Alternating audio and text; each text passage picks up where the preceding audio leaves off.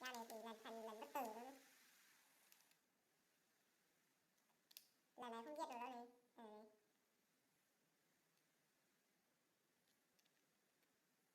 Mình kêu này. A cộng A. 2A cộng sờ. Đó không được, bất tử nữa, chết cái gì nữa.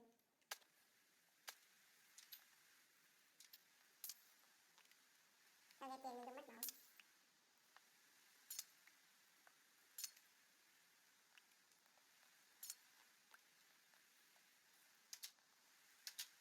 Mình kêu hồi con biết thời nhau đi, mình kêu hồi đi. Mình kêu tao cho mình rồi mà.